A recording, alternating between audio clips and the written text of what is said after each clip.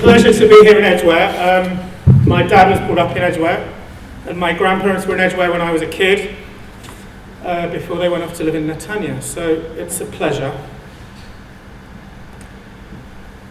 On January the 7th, 2015, people might remember that Saeed and Sherif Kouachi, two brothers, forced their way into the offices of Charlie Hebdo.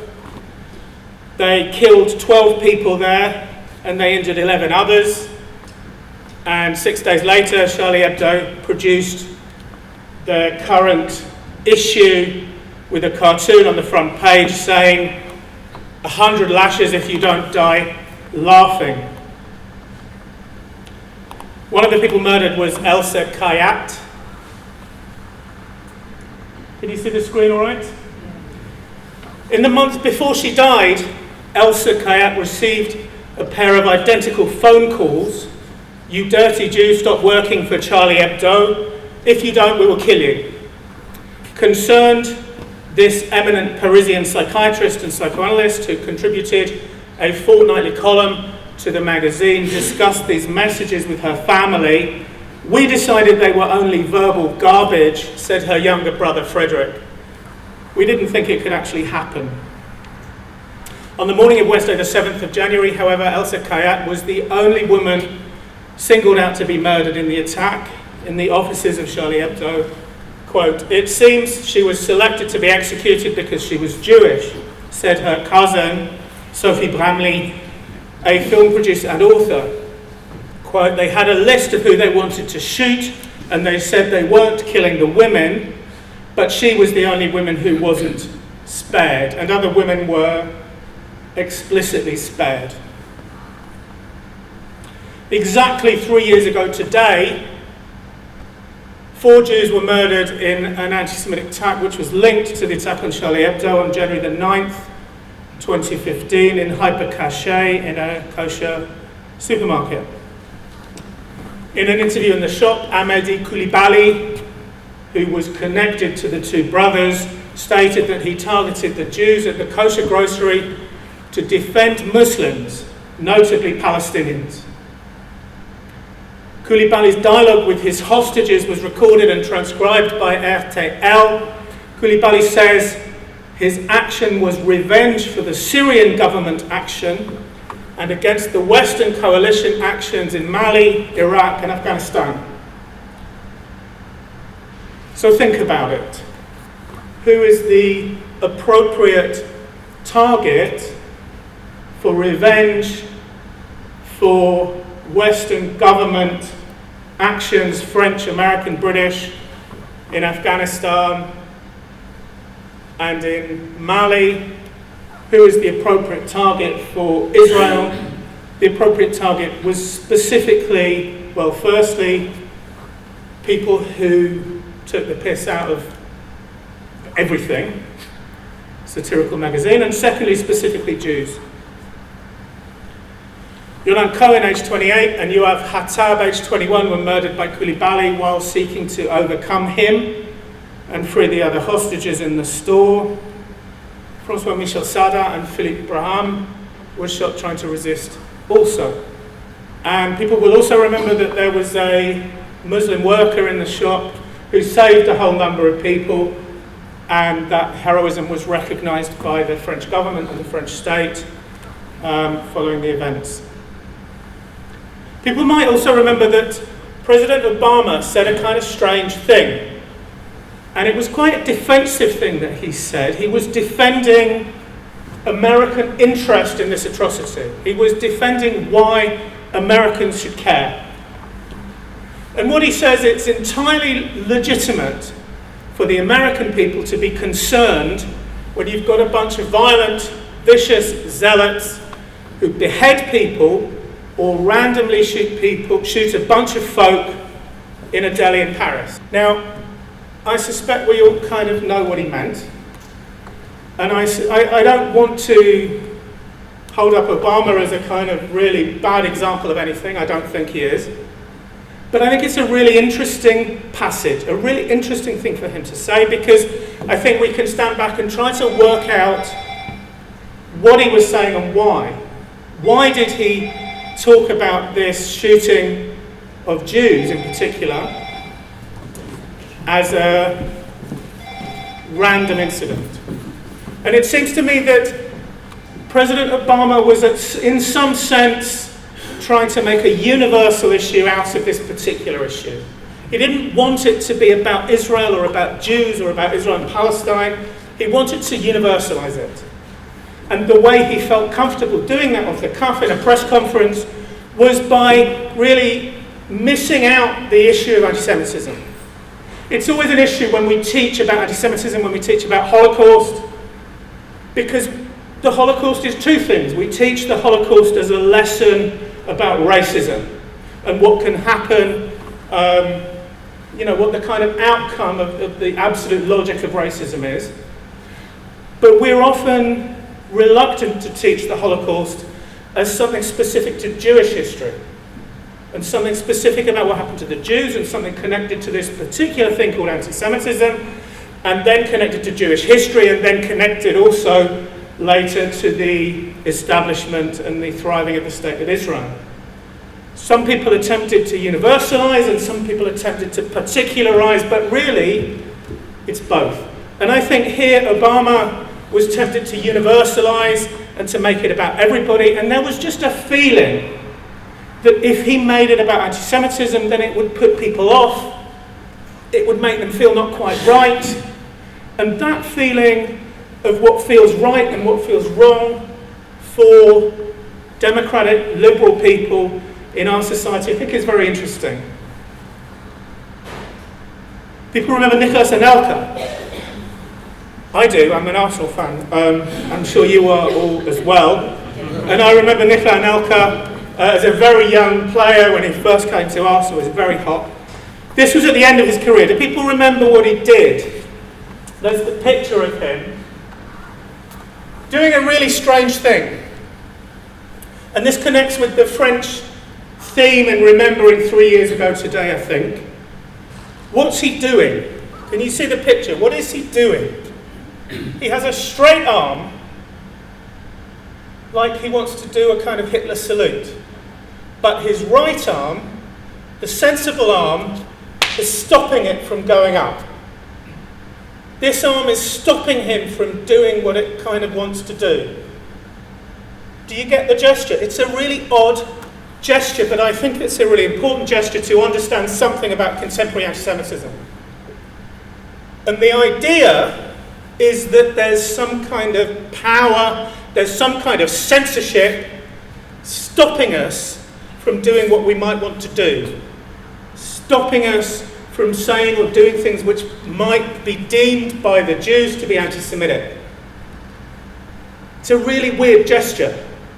Anelka's not a fascist, he's not a racist, but he's keying into this particular gesture and this particular culture. It comes from Dieudonné Mbala, who is a pretty mainstream French TV comedian. And Mbala does this quenelle. You can see him doing it at a press conference. And I think the gesture kind of encapsulates something really important about contemporary anti-Semitism. It's a cheeky gesture. It's not a Nazi salute. It's a kind of look, they're trying to stop us doing what we want to do. They're trying to stop us saying what we want to say. The Jews are up to something. They're censoring us. And it's done as a whole load of fun. We're fed up with the Holocaust, says Dieudonné. We don't want to hear about it anymore. In fact, let's have some fun with it. Let's take the kind of heart of Jewish power, which is this ability to accuse decent people of anti-Semitism, and let's pull the sting. And the way we pull the sting is by making it fun and funny, and by really saying this is something from the past.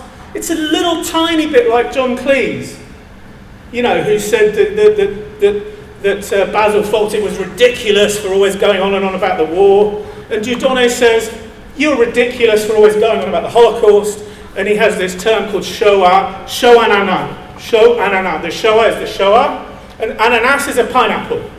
So they're kind of pineapple Holocaust. And just now I Googled it and I found the YouTube video of Shoah Nana, and there's a really catchy little tune, and I'm almost humming it. And that's what Judith does. Judith goes beyond any kind of political anti-Semitism that we're kind of recognising at the moment in the Labour Party, and he really plays. And lots of other people play too. This is a Belgian representative in the European Parliament doing the canal. This is somebody dressing up their kid. Ho, ho, ho. This is somebody at the Berlin Holocaust Memorial. People do selfies. And again, you get the gesture. The gesture isn't, look at me, I'm a Nazi. The gesture is, look at all this fuss. And look at me, I'm really naughty, and isn't this fun? This is outside the Jewish school where 4 people were murdered in Toulouse. He's a bit shy, this one, isn't he? He's not really doing it properly. This is the hotel. This is Auschwitz. This is by the Memorial de la Shoah. This is a Hanukkah. So it's kind of iconic. This notion that the Jews are up to something, the Jews are trying to stop us doing what we want to do and saying what we want to say, but we're going to do it anyway.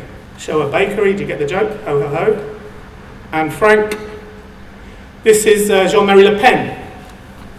So I would say that the story of my book is a story of the mainstreaming of anti-Semitism.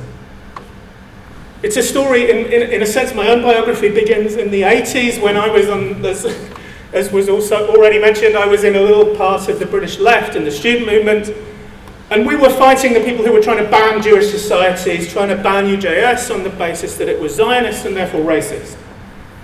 And this was something that happened on the edges, in little kind of left Trotskyist, Stalinist politics. And the story of my book and the story that I'm trying to bring out today is a story of the mainstreaming of that, from the edges into the centre, from the opposition into the student movement, into the unions, into the Labour Party, and perhaps into number 10 Downing Street, and onto the TV.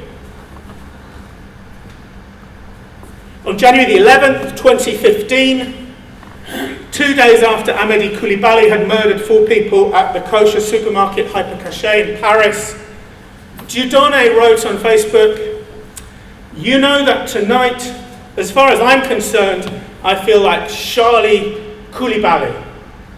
This was a parody of Je suis Charlie. He kind of wanted to say Je suis Charlie, but also Je suis Coulibaly. I'm Charlie, I'm the victim of the shooting, but I'm also Coulibaly, the victim of Islamophobia, the victim of global imperialism, who's fighting back against this global system of domination in the Hypercacher. People remember Je suis Charlie. People wanted to make solidarity with the victims of Charlie Hebdo. And Dieudonné wants to make solidarity with them, but also with their killers. As though we're all kind of victims of a third party, of a third power. 9th of December, a month ago, exactly a month ago, Benjamin Gerber wrote on his Facebook page, "Tonight my synagogue was firebombed. Thank God nobody was hurt." From Gothenburg in Sweden. This was in the aftermath of the controversy about Donald Trump and his recognition of Jerusalem as the capital and all of that stuff. Quote, "I live and work in the Gothenburg Jewish community and my children go to the Jewish school. To non-Jews it's shocking, but to us it's simply the backdrop of Jewish life in Sweden. We live our lives behind high fences, blackened windows and security doors. Sometimes it's good to get a reminder why. Still, I hope and pray to live to see a day when the doors of our synagogue can be open as the Swedish church down the street, inviting passers-by in to warm themselves from the cold and to have a moment of spiritual peace. That day may never come, but my hope will never die." Now, it seems to me that this situation requires slightly more than just a very small number of ultra-radical terrorists prepared to carry out this kind of attack. It also requires a certain kind of public sensibility about synagogues. It also requires a certain kind of attitude to policing. It also requires a certain kind of fear of making a clear stand in favour of ordinary democratic rights. It seems to me that Sweden is not that different from Britain. I'm not trying to be alarmist, I don't want to be alarmist, but the discourse in public in Sweden is quite similar to that in Britain. It's different in each country. In France, for example, in France there's a history of colonialism, like we have in Britain, but there's also the history of Vichy. There's Vichy and Algeria. So in France there's a strange kind of mixture, and Jews from Algeria and Arabs from Algeria live in the same neighbourhoods in Paris, and there's this strange combination of memory. In Germany there's no colonial guilt, but there's obviously quite a lot of Holocaust guilt, and that changes the way people think about Israel and Palestine and anti-Semitism. In South Africa, people are tempted to think about Israel and Palestine through the lens of their own history of apartheid. In Ireland, people are tempted to think about green and orange politics and pro and anti-imperialism and pro and anti-terrorism. And everybody is tempted to use the Israel-Palestine conflict in order to perform and communicate their own political identity. And this is a really interesting issue. Let me give you an example. I was at an introductory meeting for students at my college. This was a few years ago, actually. And a guy from the student union came to introduce what the student union does. And he said, we're running 3 campaigns. We're running a campaign against fascism, we're running a campaign against fees, and we're running a campaign against the occupation. And then he went on to talk about sports clubs and how you can join and drama and the rest of it. And I'm looking around the room and I'm thinking, how does everybody here know which occupation he's talking about? How did the occupation get capitalised? How did everybody in the room understand that this occupation was particularly important around the world? And it struck me at that moment that students were being socialised politically into a world where we create our identities through the Israel-Palestine conflict. And if they didn't understand why he talked about the occupation, all they had to do was ask, and they would be told. Let me give you another example. Labour Party conference this year, Palestine Solidarity Campaign, very cleverly took a lot of lanyards. You know what a lanyard is? You put your credentials around your neck and it hangs around your neck. So people took the Labour Party lanyard off and they put on a Palestinian colour lanyard. And there were lots and lots and lots of people running around Labour Party conference with these Palestinian colours on them. Now, I have no problem with that formally. I have no problem. I support a Palestinian state. I support the creation of a democratic, peaceful Palestinian state, and I'm very happy for them to have a flag, and I'm very happy for people to fly their colours in solidarity. But what was going on here was something else. What was going on here was that the Corbyn supporters at Labour Party conference were performing their own identity, their own political identity, around this issue. Now I'm a bit worried. I'm going on YouTube, I'm on video, people are going to say, Hirsh, he says it's anti-Semitic to wear Palestinian colours. And this is the complexity of it. Of course, I'm not saying it's anti-Semitic to wear Palestinian colours, but what I'm saying is that this issue becomes a symbolic issue around which people create an idea of who they are and who they're not. There's a long history, of course, of people in the Christian world defining their identity in relation to Jews. So, let me move on. I have lots and lots to say.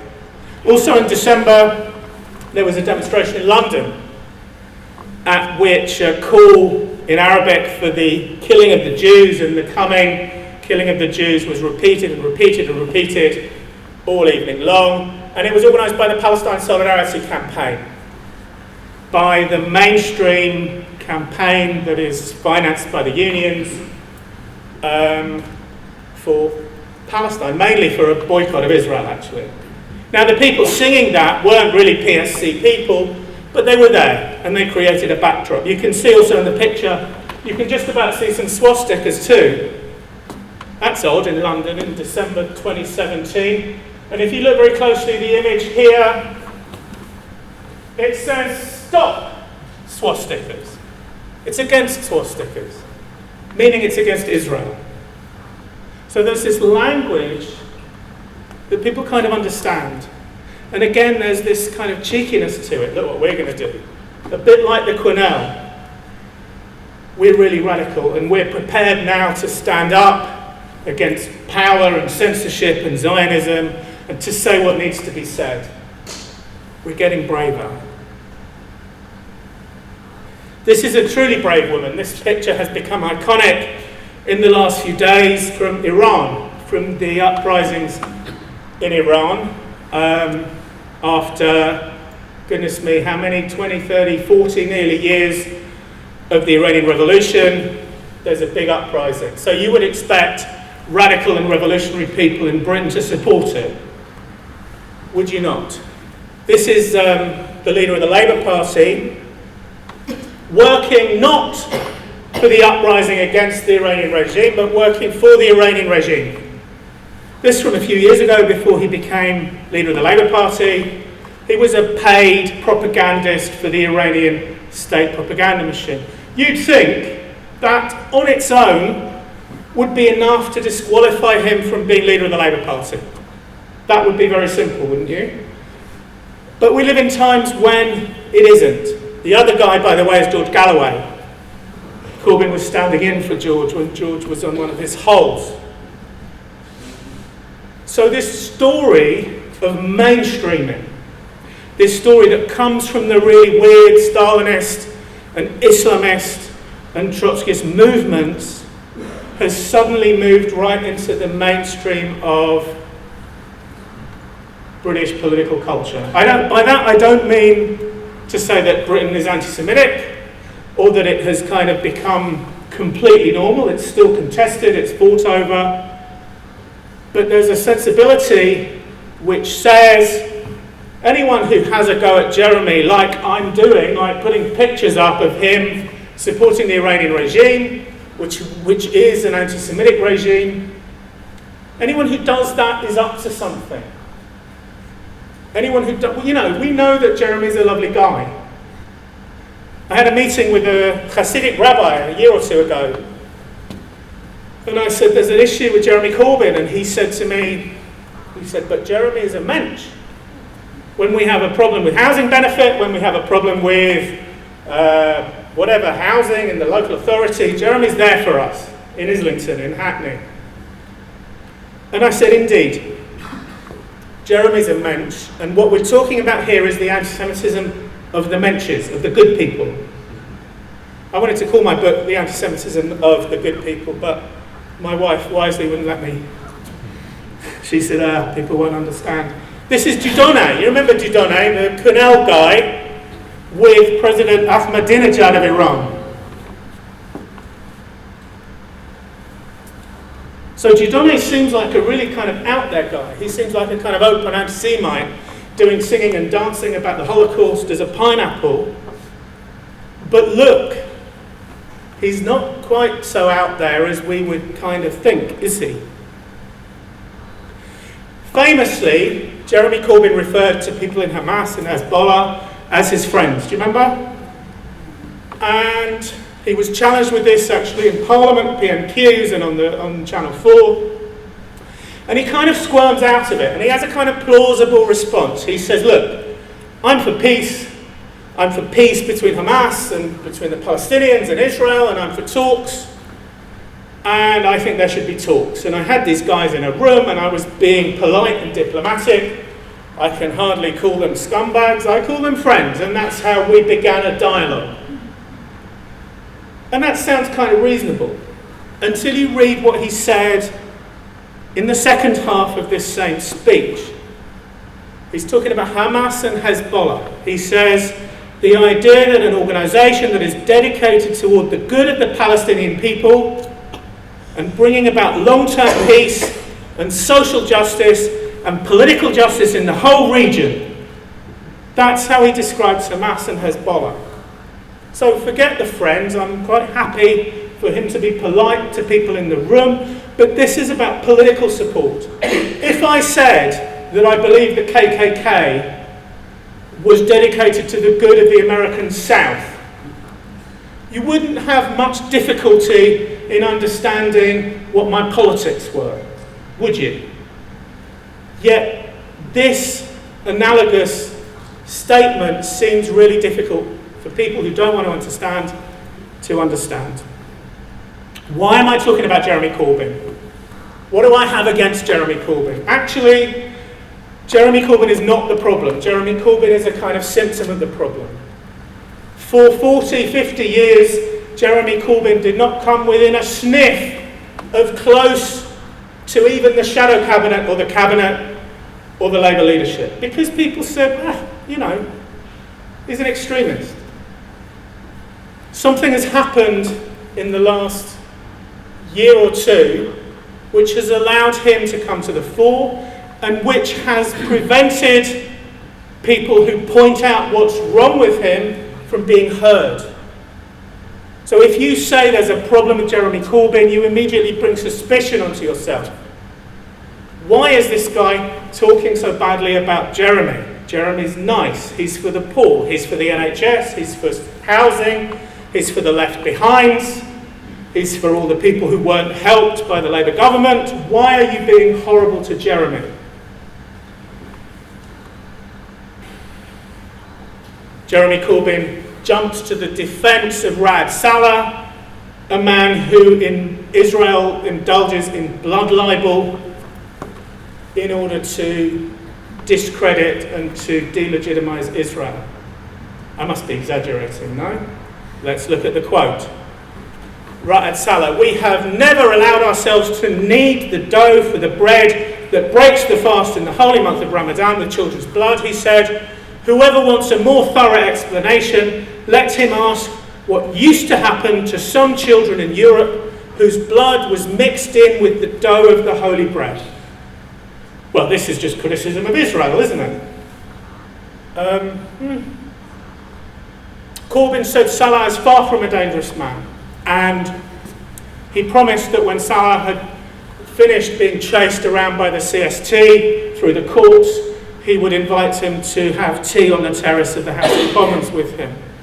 Stephen Sizer is a boycotter, an anti-Zionist, somebody who's been quite fixated with the crimes of Israel, both real and imagined, for a number of decades. He's a vicar in the Church of England. I know people who are particularly interested in him, who've been following his case and highlighting every time he said something awful. And Jeremy Corbyn was always defensive of him. Sizer is the victim of a smear by the Israel lobby, he said. If you raise the issue of anti-Semitism about somebody who's just siding with the oppressed, then you get portrayed as a lobby, something powerful, something rather behind the scenes, something rather dirty. In the end, Stephen Sizer put a thing on Facebook, headlined, 9/11, Israel did it. And then the church had to move against him, and then Jeremy Corbyn had to drop his defence. Let me give you an example of something else that happened fairly recently, last couple of months. This was put on the Facebook post of one of the leaders of the Union of Jewish Students, and actually a leading guy in the Jewish Labour movement, the Jewish organisation in the Labour Party. You soft Ute, let me explain in the most something way possible to your fascist self, you Zionist fuck.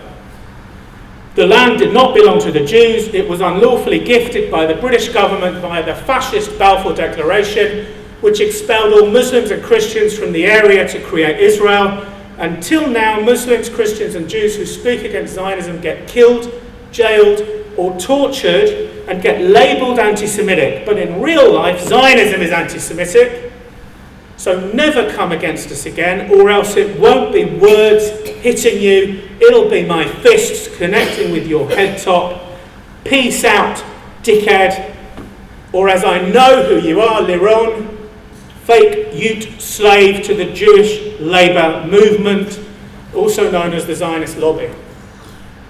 Now, as a researcher, I don't know what this means. I don't know the significance of it. I don't know who wrote it. I don't know what it represents. And this happens a lot. Stuff happens, and as a researcher, you get kind of accused of mobilising a methodology of anecdote. Interestingly, Hannah Arendt talked about the rise of the totalitarian movements in Germany and in Russia, and she talked about the importance of an alliance between what she called the mob and the elite. And the thing that struck me when I saw this Facebook post, whose importance we don't really know, although actually I said this at an event in Limud a couple of weeks ago, and people said, yeah, we know who it is, and anyway, I didn't know who it was. The elite and the mob. If we think of this guy as being part of the mob, who's the elite? Alain Badiou, for example, wrote a book in 2013 called Reflections on Anti-Semitism, described on the publisher's website as explaining how facile accusations of anti-Semitism are used to stifle dissent. Gérard Bensoussan reviewed the book in Libération, arguing that in making anti-Semitism respectable, the extreme left had achieved what the far right could only dream of. He argues that Badiou participates in a contemporary restoration of French anti-Semitism. Badiou is respectable. He's a philosopher. He's a Maoist. That, strangely, doesn't prevent him from being respectable. He's respectable in my own department. In my own department is one of his chief translators at the University of London. Badiou's first response is that there, quote, could be no such thing as a far-left anti-Semitism, an absurd oxymoron. So Badiou is saying that it's not even possible. So it's not an empirical question.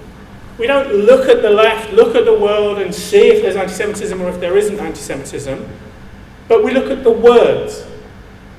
And the words tell us that if something is left, it cannot by definition be anti-Semitic, because the left is not anti-Semitic. And if something is anti-Semitic, it cannot by definition be left, because the left is not anti-Semitic.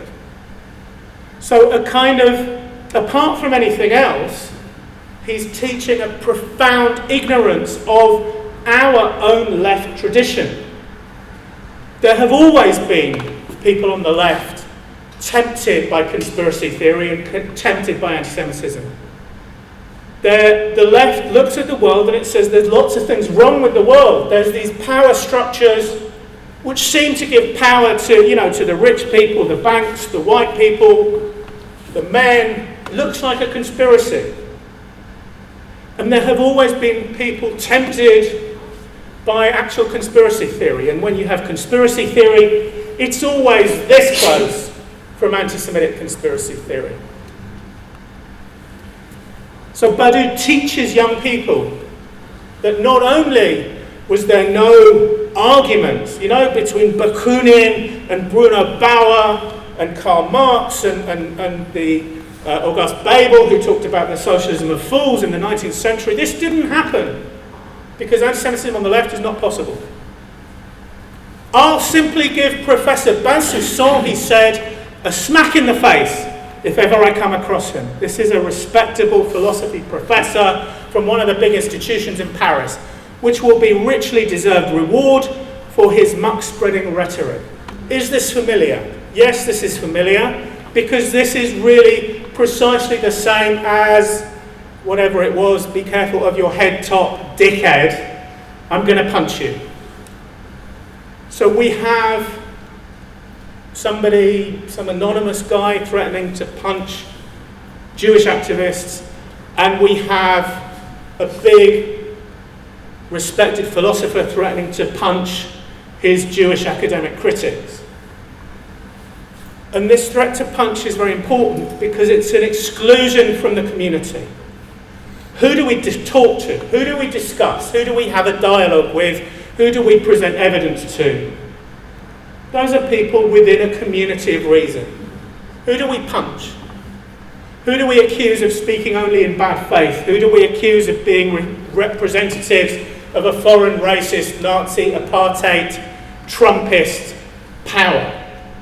Not people who are part of the community with whom we debate. And this is one of the key ways in which people run into anti-Semitism. Because if they raise the issue of anti-Semitism and they say, I'm a bit worried about this or that, or mainstreaming or blood libel, they are told in no uncertain terms, not that they made a mistake, not that they're wrong, but that they're lying, that they're part of a lobby, part of a secret power trying to shut you up. Remember the quenelle, the gesture is about being silenced. And that's how it works. This is Malia Bouattia. I'm talking about the mainstreaming of these phenomena. Malia Bouattia wasn't some little person on the edge of the student movement. She won the presidency of the NUS. And she talked about mainstream Zionist-led media outlets. She talked about Birmingham University as being can't remember the quote now. Zionist outpost. The Zionist outpost, thank you. She spoke against the peace process on the basis that the peace process itself was part of strengthening the colonial project. She spoke against BDS on the basis that BDS was non-violent and that she wanted people to be ready to support violent resistance. There's another lesson actually with the story of Malia Bouattia, because often people hear what I have to say and they get worried and they think that I'm just telling them everything's awful and it's getting worse, and it kind of is. But Malia Bouattia won the presidency of NUS, and the next year she lost it. She was defeated. And she was defeated, looking around this room, by many of your children and grandchildren who fought really courageously and cleverly and intelligently and politically within the student movement and defeated her. They didn't always do it by insisting that everybody agreed with them. They did it smartly. They did it by making political alliances. They did it by taking people to Israel. And they defeated her. So this should be also a lesson to us that we are not cooked yet. We are not finished yet. In the Labour Party, in the campuses, in Britain, we can still win. Not in Unite, however. This is Len McCluskey. Famously, and he said it again the other day in an interview for Jewish News, he said, the row over anti-Semitism within the Labour Party is nothing more than a cynical attempt to challenge Jeremy Corbyn's leadership. This is what I'm talking about. If I raise the issue of anti-Semitism in the Labour Party, McCluskey doesn't come to me and say, David, let's have a debate. Let's look at the evidence. Let's weigh it up. Let's see if you're right or you're wrong or you're a bit right or you're a bit wrong. No. He says, David, you're involved in a cynical attempt to smear the left and to discredit Jeremy Corbyn and to silence the voice of the Palestinians, and you don't belong here. These are all the stupid things Ken Livingstone said. And Moshe Machover. Here's the Livingstone formulation. Ken Livingstone, for far too long, the accusation of anti-Semitism has been used against anyone who is critical of the policies of the Israeli government, as I have been. There are two key elements to this formulation. One is that somebody is using the accusation of anti-Semitism. It's not something kind of organic, it's not an organic question. Is there anti-Semitism in the Labour Party? No, it is something which is used for an ulterior purpose. For far too long, the accusation has been used against anyone who is critical of the policies of the Israeli government. And that's the other twist in the Livingstone formulation, is that it takes everything and discusses it as though it was criticism. So we've seen Rad Salah and his blood libel. Under the Livingstone formulation, it becomes criticism. Anyone who raises the issue of anti-Semitism, is trying to close off criticism. We've seen Stephen Sizer, the vicar, with his 9/11, Israel did it. That becomes criticism. We've seen the movement to boycott, divest, make sanctions against Israel. That becomes criticism. And anyone who's against criticism is self-evidently a bad person, aren't they? Because we're all for criticism.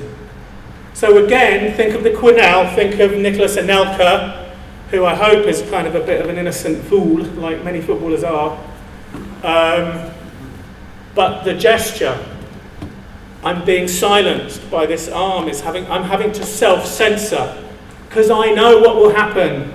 You know, I'll get a 5-month ban and I'll be all over the FA inquiry and the rest of it. Think of Nicholas Anelka. Here's a couple of graphical illustrations of the Livingston formulation. Can you see the pictures? The world is having its mouth shut by this accusation of anti-Semitism. The world wants to scream about Israel's crime against the Palestinians, but the Jew is shutting the world's mouth. The other one's interesting, right? Because as you look at the picture, this is you, I think. This is you with one right hand of the Stars and Stripes and the left hand is the Israeli flag, and you're gagging, silencing the guy who's concerned about Palestinian rights. Who is the you who's doing this? Who is the you that has one American arm and one Israeli arm? And it seems to me that that's the key question. How is it that Jeremy Corbyn can believe that Hamas and Hezbollah are in some sense on the side of justice and liberation? Judith Butler, anyone heard of Judith Butler? A very well-known, famous philosopher, said that Hezbollah was part of the global left. How is it possible? And I'll tell you how it's possible. Because what it says, what it articulates, is a worldview which says that the key evil on the planet is this global machine, which you might want to call capitalism, or you might want to call it imperialism, or you might want to call it modernity. Keep your eye on the ball. Modernity, capitalism, imperialism is the key aggressor. It hurts people, it causes wars, it causes hunger, it causes bad health care. That's the key aggressor. And anyone who's against it is in some sense on our side. So it's a worldview which is actually a much more common worldview than, if you think about it, than you might imagine. We, the radical intellectuals, we do have a problem with democracy. We do have all of us have a problem with democracy, with the kind of hypocrisy of men going to parliament and serving their own interests. We have a problem with law, because rich people have better access to law than poor people. We have a problem with human rights, because we know that human rights are often a cover for power. We have a problem with science, because we know that science is often mobilized as a powerful tool. And it's tempting to take those bits of truth, those bits of critique, and make out of them a worldview. A worldview in which democracy, science, knowledge, representation, the media are all completely lost. And Hannah Arendt, if you look at her work on the rise of totalitarianism, was very clear about that. To build a totalitarian movement, you need the ethic that nothing which exists in our society is worth defending. You need to tear it all down, take off all the hypocrisy, and build from new. And we've seen elements of that not only amongst the radical intellectuals, and not only amongst the Corbynites, and not only amongst the Islamists, but also it's moving into the mainstream of right-wing politics, amongst some of the politics of Brexit and some of the politics of the Trump presidency. These cartoons are created by a guy called Latuf. And Latuf is a Brazilian cartoonist People might remember the controversy in Denmark over the cartoons which portrayed the prophet and the threats that were made against them, the threats which were eventually carried out against Charlie Hebdo. And people might remember that the anti-Semitic regime in Iran, the Ahmadinejad regime, who Jeremy Corbyn also worked for, created a Holocaust denial cartoon competition. Do you remember that? And he invited people, he said, the West makes cartoons which blaspheme against my religion. I'm going to invite people to make cartoons which blaspheme against your religion. Your religion is the Holocaust. Back to, of course, Dieudonné and his show Ananas, that what we need to do really is to kind of lampoon and blaspheme in order to pull the sting of Jewish power. Latuf won third prize in Ahmadinejad's Tehran Holocaust denial competition. And Latuf is interesting because you see Latuf on the anti-racist, anti-Zionist left, but you also see him going off to Tehran to get plaudits from the Holocaust denier and the dictator. So he's one of the connections, as is Dieudonné actually, between the Mensches, the good people who support the Palestinians, apparently, and the open anti-Semites. I'm going to stop soon because I want to have people to have the opportunity to ask questions. This is a very nice little quote which illustrates lots of things, I think. It's from Yasmin Alibi Brown. It was from her op-ed piece in The Independent in 2015 at the time of Jeremy Corbyn's first campaign to become leader. I don't know why, but it's no longer available on the internet. It's kind of disappeared from the Independent's thing. What's the word? You know, bank of things. Archives. Thank you. Headline: fling mud if you must, but don't call Jeremy Corbyn an anti-Semite. It's a kind of threatening headline.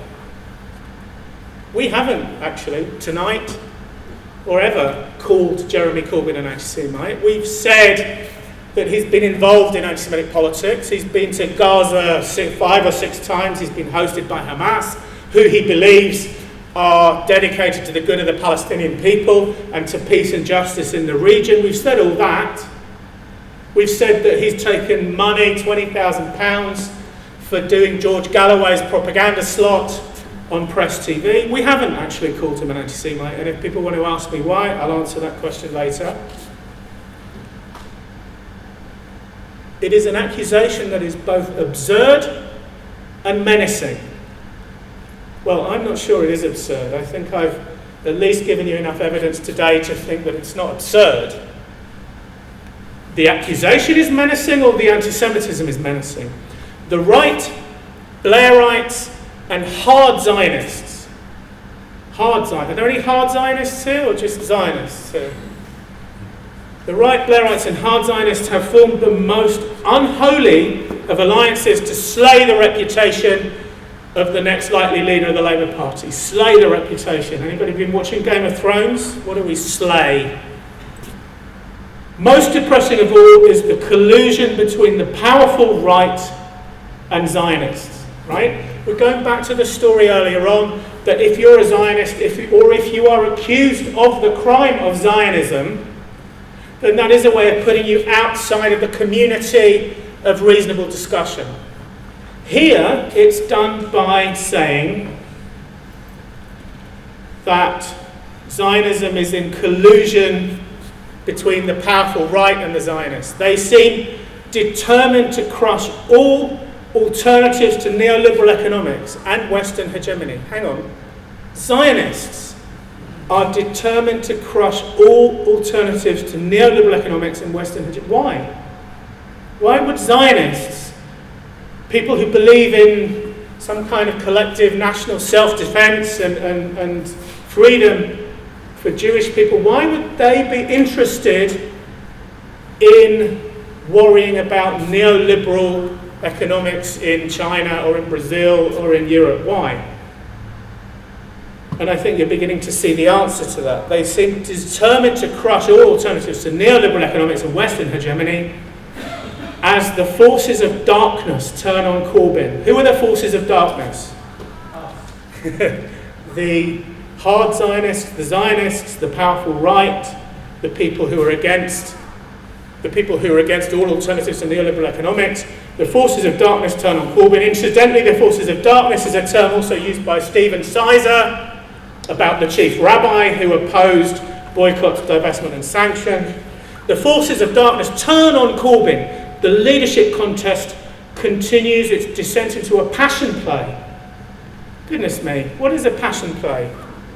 What is a passion play? A passion play is a play which depicts the singling out and the murder of God at Easter time. And very often a passion play depicts the Jews as being responsible. So how is it that Yasmin Alibhai-Brown suddenly brings that into this discussion?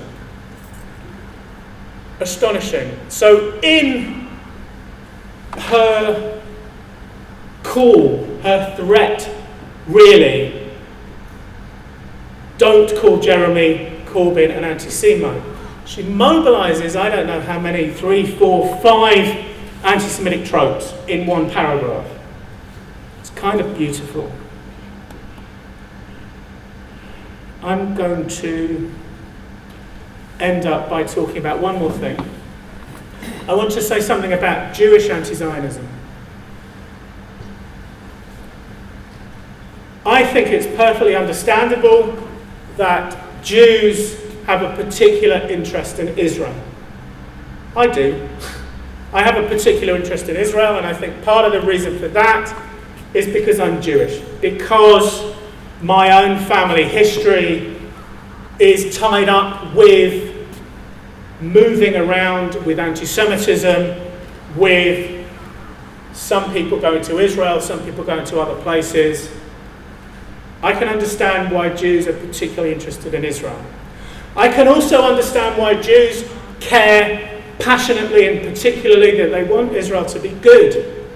I do. I want Israel to be a good place that I'm proud of, that I feel comfortable in.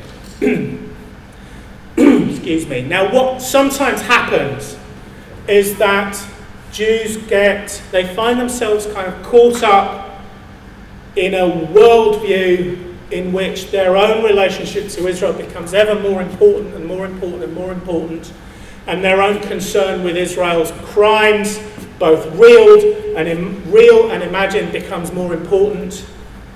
And they also get caught up in a world, in politics or in unions or in academia or in the arts, where being against Israel becomes a badge of being in the community of the good people, the Menschers. And those two things sometimes combine, and they make Jews sometimes feel that their key politics in life, their key concern in life, and sometimes their key way of being Jewish is by opposing the bad things that Israel does. Now that's one thing. You can kind of understand it. Sometimes people go a bit far. You can understand that. What happens when Jews take that Jewish obsession with Israel's crimes out of the Jewish community and into civil society more generally is a kind of slippage.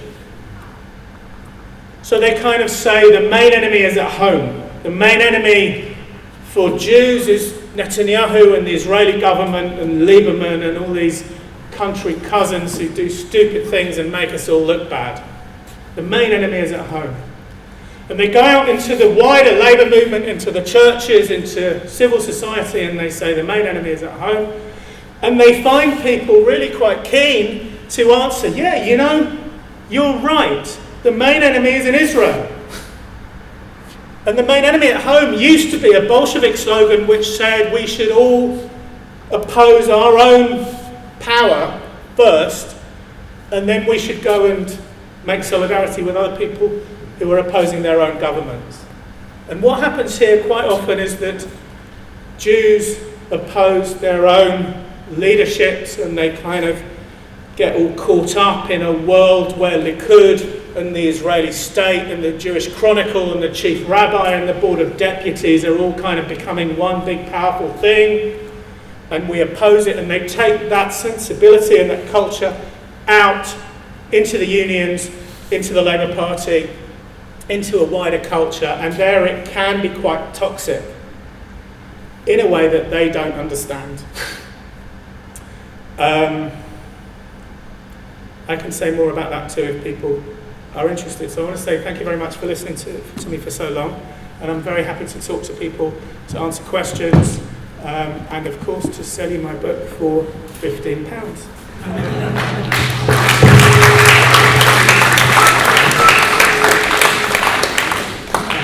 Questions, and it really is a question time and not an opportunity to make a statement by yourself. Yes. Please identify yourself. Marvin Shaw. I get confused, and certain things worry me. I mean, okay, so Corbyn is against settlements. That worries me. He's no doubt against the fact sanctions, or he probably thinks that there should be no sanctions against Iran, and he probably thinks that Jerusalem is not the capital of Israel. But then Theresa May would say exactly the same thing. So that worries me as well. And I do get slightly confused, and I was going to say sympathy, but with Ken Livingstone's view, but it's not really sympathy. I don't, if you are anti the Israeli government's policies, and I'm actually not against them personally, but if you are, then does that it still worries me, saying that does that make you anti-Semitic? And I feel it does, but I can't quite get around that. Okay, so the first part of the question, I think Theresa May's policy is a kind of established British government policy. It comes from the Foreign Office. I don't think it's too bad, right? They say that they're for the creation of a democratic Palestinian state, and in the abstract, I'm certainly also for the creation of such a state if it was possible. Theresa May didn't say that Jerusalem's not the capital of Israel, but they said that there's this long diplomatic tradition, blah, blah, blah, blah, blah. And the third thing about the settlements, yeah, well, you know, many people have different positions on the settlements, and Jews can certainly disagree and argue, and other people can disagree and argue about the settlements, about whether they were right, about whether they were wise, and we can have those discussions. So the question, the important part of the question, I think, is where is the anti-Semitism? Of course, one can be critical of Israel, one can be critical of this or that thing that Israel does, or that it thinks of itself as being.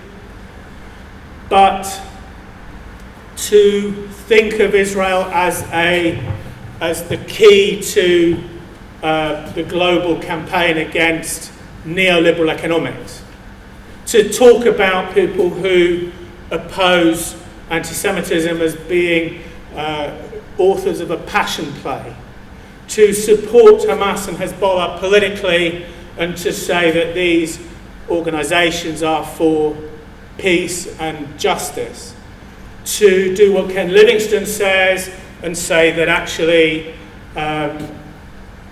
Israel in this day and age are the Nazis and the Palestinians are the Jews, and to teach young people to think of the overwhelming majority of Jews who consider themselves in one way or another to be connected somehow to Zionism, to teach people to think of them as Nazis and to shun them as one would shun Nazis. These have clear anti-Semitic outcomes. Hostility to Israel can be anti-Semitic in its outcomes, and that's quite easy to show. I do a lot of that in my book. It can also be anti-Semitic in its underlying motivation, which is much more difficult academically, methodologically, and also politically to get your hands on. It can be anti-Semitic in its singling out and its centrality of Israel, in the way it creates Israel as a kind of symbol of evil, and the way it creates Palestine as a kind of symbol of the oppressed universally. So there's many ways in which it can happen. And it's not a question that we can settle by having a discussion about words. It's an empirical question. It's a question that you can only answer by looking at what happens in a church or in a trade union or in a party or in a cultural milieu where these ideas become important. And then it's an empirical finding that all sorts of anti-Semitic things come with it. Jerry Lucas, where do you see Seamus Mill's influence in Jeremy Corbyn's attitudes? I think Seamus Milne is quite important. I mean, I don't know. One talks to people in the Labour Party and one gets gossip. I've been told that Jeremy Corbyn doesn't have a computer, he doesn't have email, he's not on Facebook, he doesn't read the papers. What he knows he gets from Seamus. That's gossip. I don't know if it's true or not, but Seamus Milne has a long and clear history of being in and around the British Communist Party, a long history of supporting various things to do with the Iranian regime and supporting Hamas and Hezbollah and acting as a public apologist for them, and also acting as a public apologist for terrorism in the sense that he says that the root cause of terrorism isn't really the terrorists, but the root cause of terrorism is the Western global imperialist capitalist machine which drives people to terrorism. Seamus Milne is a very kind of coherent political operator, and I think it's really significant that Corbyn put him at the centre of his political machine. And the other guy who's also at the centre of his political machine is Andrew Murray, who has a similar Communist Party heritage, who ran the Stop the War campaign. And the key to understanding the Stop the War campaign is in the name. It's not Stop the Wars. It's Stop the War, as though there was one war. And Stop the War thinks that there is one war, which is the war of everyone in the world against imperialism, capitalism, modernity, against America and the United States and Europe, in reality against the democratic states. So this politics, which comes out of the Soviet Union and out of the kind of rise and decay of Stalinism, is alive and well around Jeremy Corbyn. But he's not an innocent himself. He's somebody who's made himself into a bigger head in Parliament for all of these campaigns for many, many years. He knows what he's doing. He's been to Gaza, I think, 5 or 6 times, a whole number of times, and he's been hosted by Hamas. It's kind of reminiscent of the British intellectuals who went to East Germany. In fact, Corbyn, thinking about it, did go to East Germany with Diane Abbott, famously on a motorbike. And they came back from these countries and they said the Soviet Union has the most progressive constitution on the planet that's ever been written. And one wonders, did they not notice what was happening in the Soviet Union, or did they not know, or did they not care, or did they just have a, So, I mean, one of the key Jewish anti-Zionists in the University and College Union came back from Gaza gushing about how he was looked after and they weren't anti-Semitic at all, and he had a great time in Gaza being hosted by Hamas, and he stayed in a nice hotel and all of this stuff. It's kind of mind-boggling. Hello, Deborah Gadsey.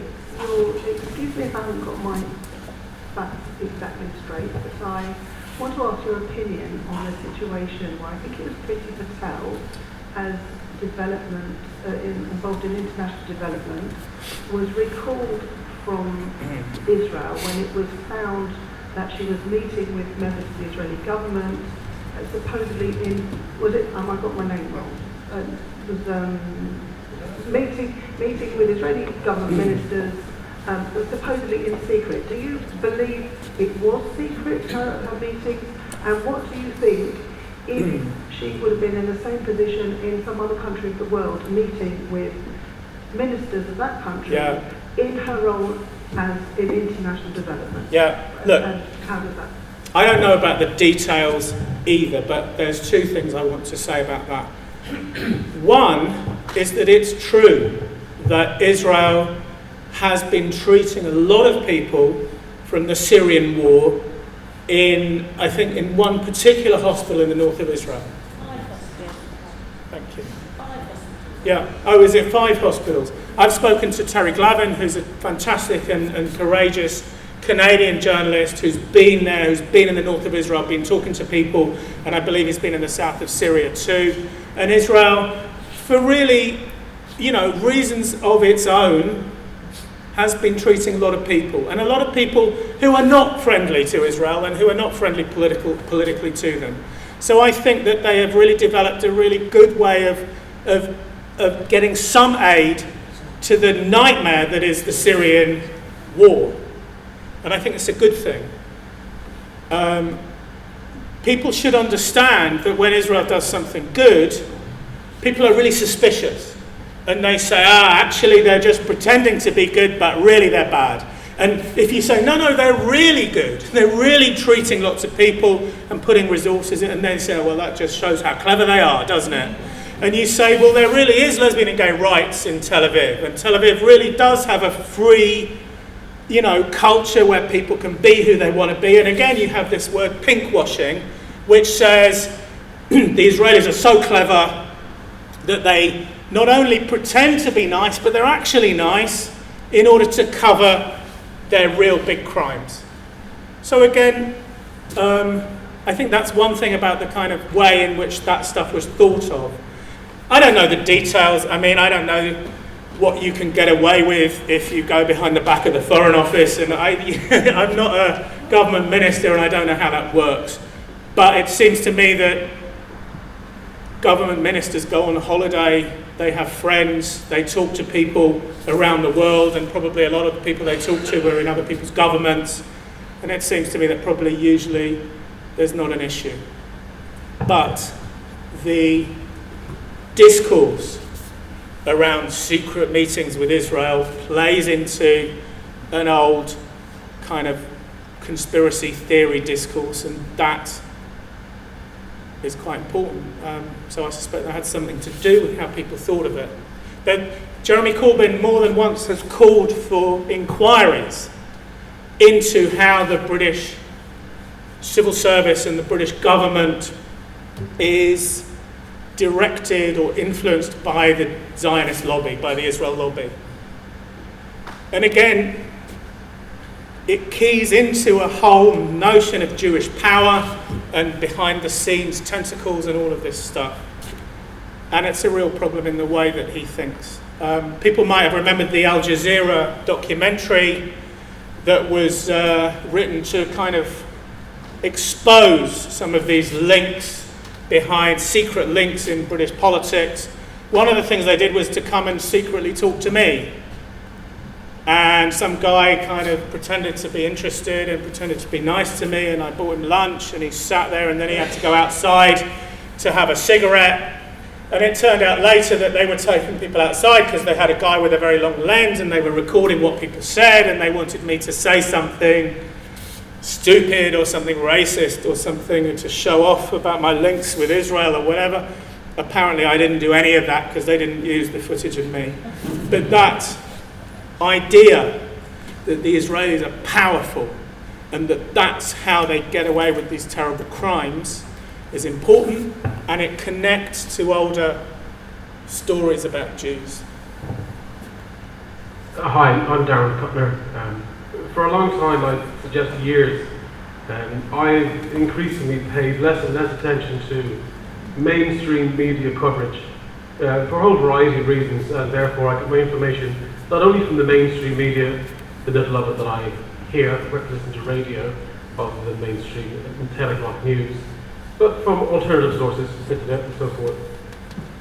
My question is this, from an academic and I guess from a practical perspective, how do you think modern day anti-Semitism that's clearly linked, some may say, to anti-Zionism, how can it be pushed back and fought against? Well, I don't know how it can be pushed back and fought against. I guess by people giving talks in synagogues and writing books and making arguments and trying to get some understanding of what's really happening and trying to make art, to publicise those understandings. I think we have to be a little bit careful about the whole notion of kind of mainstream media, because that's become a way of kind of, in itself, of being fast and loose with facts. If anybody says anything in the media that we don't like, the option is there to kind of say, well, this is just fake news and we don't like it. I think we need to be careful when we talk about the BBC, for example, and The Guardian. I think the BBC and The Guardian don't have a sort of conspiracy to do down the Jews or the Israelis, but I think that they do reflect the milieu from which they recruit and from which they go to dinner parties with, and, they are amongst the good people, and the good people have taken on certain understandings of Israel and its place in the world and all of that stuff. So I think there is a problem with reporting, but I think, there is some terrific reporting about the Middle East, and there's some awful reporting about the Middle East. And what The Guardian does really is to host a debate between those who push an anti-Semitic worldview and those who oppose an anti-Semitic worldview. And that's the issue. And actually, when it comes to it, Johnny Friedland always writes the op-ed, and he always writes it quite well. So The Guardian itself, in the end, is always pretty good. But what it does is it hosts a debate. It allows people like Azam Tamimi, the defender of Hamas, and even, I think, Ahmadinejad himself, to become part of the debate, part of the discussion. And we don't do that with other things, right? If we, in a liberal anti-racist paper, we don't have a discussion about whether women's place should be in the home and in the kitchen, or whether women should be equal citizens. We assume that women should be equal citizens, and we kind of fight for that way of thinking. We don't host a debate about it. We don't host a debate about whether black people should have civil rights. We don't host a debate about whether black people have a lower IQ than white people. We leave that to the kind of racist fringes. But with contemporary anti-Semitism, it's no longer confined to the weirdo racist fringes, and that's the worry. David Heimer, can you explain, as regarding Trump, what is his motivation for what he's trying to achieve in the Middle East? And is this a poisoned chalice that we're dealing with? Goodness me.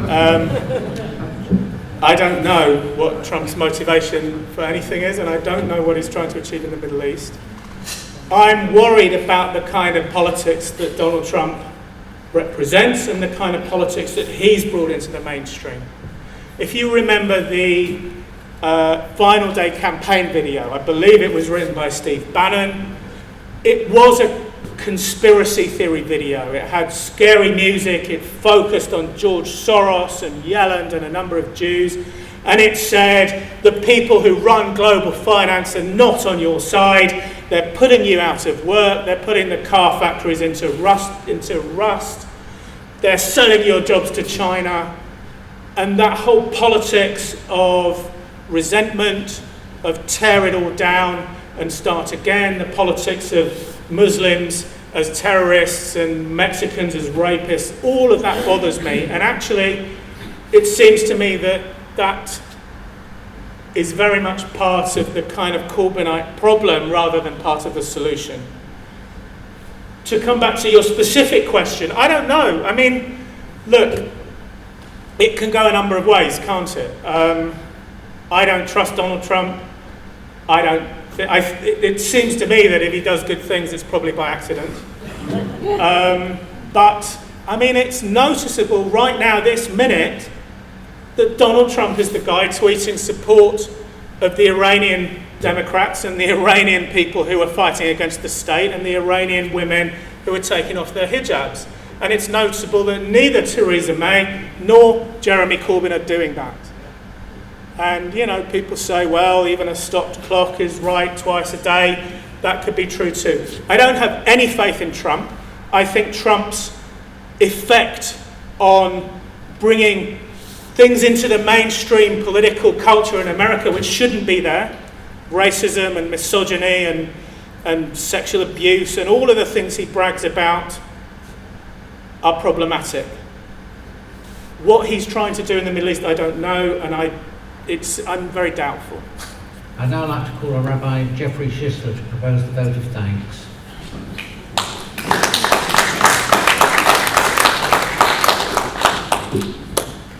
Of all of us here, I'd like to thank you very much indeed. I'm sure you'll understand what I mean if I say that I suspect there's very little that you've said this evening that we didn't know, but it has been exceedingly interesting and very useful to have it all laid out in the way that you've done for us this evening. It's been very, very useful to us. I've noticed, it's very notable, you haven't made any distinction whatsoever between anti-Semitism and anti-Zionism. And that reminds me of Martin Luther King, when the story is that a student came to him and said, Dr. King, I'm not anti-Semitic at all. I'm just against the state of Israel. And Dr. King said, you're talking nonsense. You cannot be anti-Zionist without being an anti-Semite. And I think the way you've laid this information out this evening has actually confirmed that. It has for me. In conclusion, by way of consolation, I don't know if any of you do the YouGov polls. I do. And there was an exceedingly interesting one on people's knowledge of the Middle East. Did you see that by any chance? It's exceedingly, just about 2 weeks ago. I found it fascinating because it showed that 75% of people who responded to the poll either know nothing whatsoever or very little indeed about what goes on in the Middle East. My view has always been that, well, I can say it now, 75% of people out there don't care about Israel. They have no interest in Israel. They have as much interest in Israel as they have in Peru. It doesn't have any impact on their lives whatsoever. And I think we should take some kind of consolation from that. I'm sure that we have a gift for you. I don't know about you, but I could do with a drop of this after hearing all that. But I hope you will enjoy it. And thank you very, very much indeed for coming.